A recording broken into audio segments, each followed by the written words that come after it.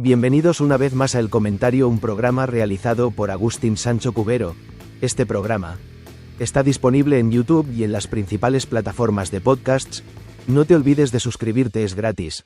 A continuación empezamos el programa. Hoy vamos a hablar de la enfermedad de Crohn y para quien no la conozca de cerca, puede sonar a un problema digestivo más. Un malestar estomacal fuerte, sí, algo así. Claro, pero es que la realidad es mucho más dura. Es una enfermedad inflamatoria crónica, persistente, Implacable. implacable, que provoca dolor, una fatiga constante, que te condiciona la vida por completo. Y lo más preocupante es que no es algo raro, No, y va a más. Hay un dato que de verdad a mí me dejó helada. el de los niños. Sí. Su incidencia en niños se ha duplicado desde 1995. Y sigue subiendo. Y el problema añadido es que el diagnóstico suele llegar tarde. Claro. Llega cuando los síntomas ya son muy evidentes, cuando la inflamación ya ha hecho bastante daño. Los médicos al final se enfrentan a un incendio que ya está descontrolado. Y las herramientas que tienen pues se centran en contenerlo, no en apagarlo de raíz. Exacto. La frustración es enorme. Para todos. Claro, es que esa es la cuestión. Siempre se llega tarde. Pero, ¿Y si no tuviera que ser así? ¿Y si pudiéramos saber quién va a desarrollar la enfermedad? Mucho antes. ¿cuánto es mucho antes? No meses, años. Hoy vamos a analizar una investigación que abre precisamente esa puerta. Una que sugiere que la respuesta podría estar en un simple análisis de sangre. Justo esa. Pues vamos a ello. Se trata de una investigación de Sciney Health, que se publicó en Clinical Gastroenterology and Hepatology, una revista de prestigio. Vale. Y el objetivo es desgranar esto, explorar un posible cambio de paradigma. La idea de dejar de perseguir a la enfermedad para empezar a anticiparnos a ella. Pues venga, entremos en materia. La clave de todo esto es un análisis de sangre. Pero, por lo que he leído, no es que busque un virus o algo así. No, para nada. ¿Qué mide exactamente? Mide algo mucho más sutil. Mide la reacción de nuestro propio sistema inmunitario. ¿Cómo? En concreto, busca anticuerpos contra una proteína, una que se llama flagelina. Flagelina. Vale. Y aquí viene lo curioso. La flagelina no es de un virus invasor. Es una proteína que forma parte de muchísimas bacterias completamente normales. Bacterias de las nuestras. De las nuestras, de las que viven en nuestro intestino y que en principio son beneficiosas, son parte de nuestra microbiota. Espera un momento. O sea que nuestro sistema inmunitario está atacando a las bacterias buenas, Sí, a las que se supone que nos ayudan. Eso suena a fuego amigo, a un error garrafal. es la mejor analogía posible. Imagina que nuestro intestino es un ecosistema, ¿vale? Una selva. ¿Vale? Y el sistema inmunitario es el guardián de esa selva. En una persona sana, el guardián sabe distinguir entre un intruso y, un colibrí. Ajá. Pero en las personas que van a desarrollar Crohn, parece que el guardián empieza a ver a los colibríes como una amenaza y les declara la guerra. Entiendo. ¿Y la prueba de sangre detecta esa orden de ataque? Exacto. Detecta las primeras órdenes de ataque de ese guardián confundido. Vale. Es una señal de que algo va muy mal en la sala de control. Pero lo que de verdad me impactó del estudio es el cuándo. ¿Cuándo aparece esa señal? Y esa es la revelación que lo cambia todo. A ver. No aparece con los primeros dolores, ni meses antes. El estudio descubrió que estos anticuerpos contra la flagelina se pueden detectar en la sangre una media de casi 2 años y medio antes del diagnóstico. Perdona. 2 años y medio. 2 años y medio. ¿Me estás diciendo que el cuerpo está librando una guerra silenciosa durante más de 2 años y la persona no tiene ni idea? Ni la más remota idea. No siente absolutamente nada. Es increíble. Es una guerra de guerrillas a nivel microscópico que ocurre, bajo el radar. Un estado de preenfermedad. Justo, un conflicto latente que tardará años en escalar hasta que los síntomas sean evidentes. Esto me lleva a una pregunta que, creo, lo cambia todo. Dispara. Si esta reacción pasa años antes de que te duela nada, ¿estamos viendo el humo o estamos viendo la cerilla que enciende el fuego? O sea, ¿esta reacción es una consecuencia de la enfermedad o es una de las chispas que la provoca? Has dado en el clavo. Esa es la pregunta del millón, la que el equipo del Dr. Croitoru, el líder del estudio, puso en el centro de todo. Claro. Durante décadas se pensó que era el humo, una consecuencia de la inflamación. Pero si ocurre años antes, la hipótesis se invierte. Podrían ser la cerilla. Y las implicaciones de esa diferencia son brutales, supongo. Abismales.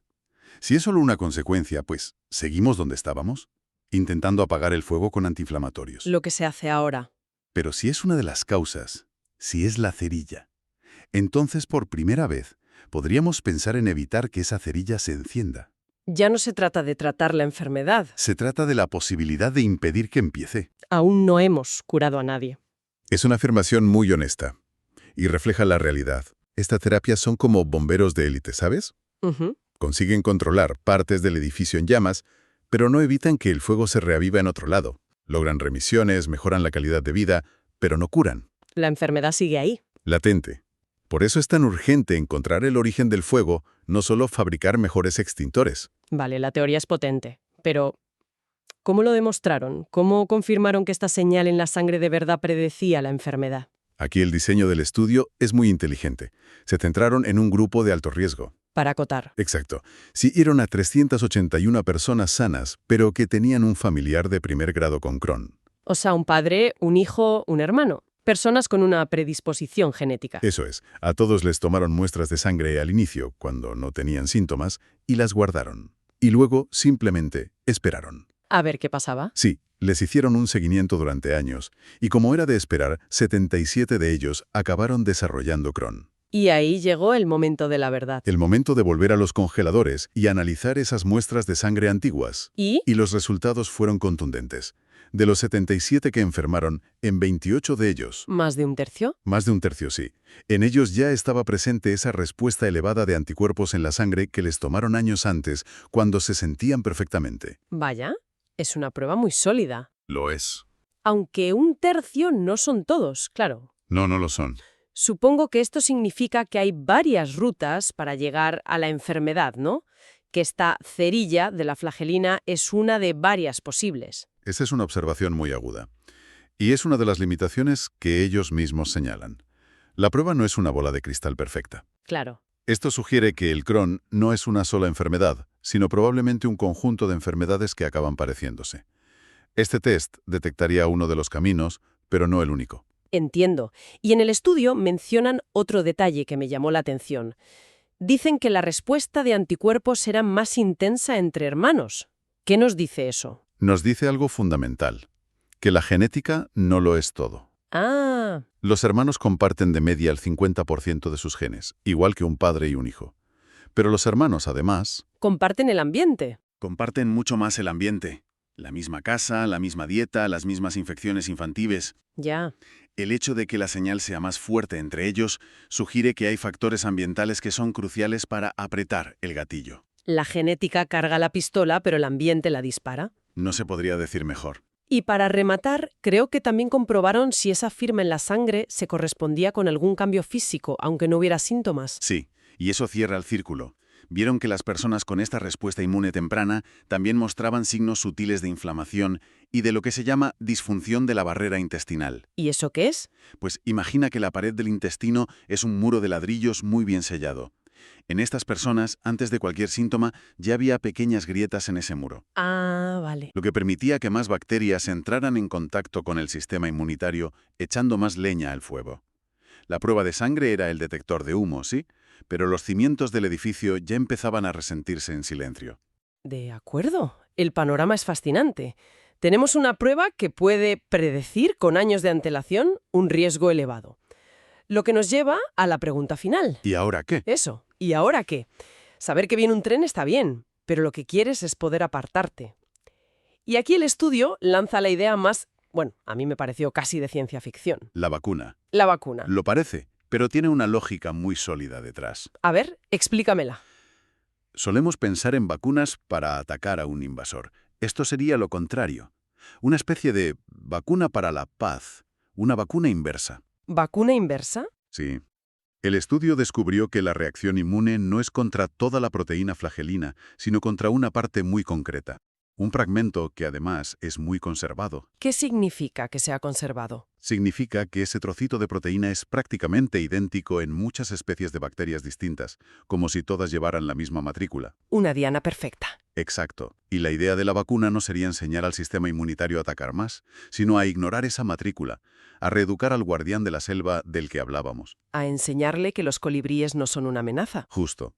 El objetivo es entrenar al sistema inmunitario para que tolere esa proteína, para que firme un tratado de paz. O sea, que en lugar de inyectarte algo para que tu cuerpo aprenda a atacarlo, expondrías a esto para que tu cuerpo aprenda a hacerse amigo de ello. Es una forma perfecta de describirlo. Se busca generar tolerancia inmunológica, no ataque. ¿Y esto se aplicaría solo a la gente de alto riesgo, a los que dan positivo en el test? Claro, sería una intervención preventiva y muy dirigida. Suena increíble, pero también muy complejo. No veremos esto en las farmacias el año que viene. Ni mucho menos. Los propios investigadores son muy cautos. Esto es una puerta que se abre, un camino que ahora se puede explorar. ¿Hacen falta más estudios? Años de investigación para validar esto, para entender los mecanismos y, por supuesto, para diseñar y probar si una vacuna así sería segura y eficaz. Pero por primera vez, la puerta a la prevención real del Crohn está abierta. Entonces, para resumir, partimos de una enfermedad devastadora que siempre llega tarde. Sí, Y llegamos a una firma en la sangre, unos anticuerpos que son como una alarma temprana, una que suena años antes de la catástrofe. eso es. Y lo más importante, el cambio de mentalidad, que esa alarma no es solo un efecto, podría ser una de las causas. Exactamente. Y esto nos deja con una reflexión final que va mucho más allá del Crohn. A ver, Este estudio es un ejemplo de hacia dónde va una parte de la medicina del futuro. Y nos obliga a hacernos una pregunta casi filosófica. ¿cuál?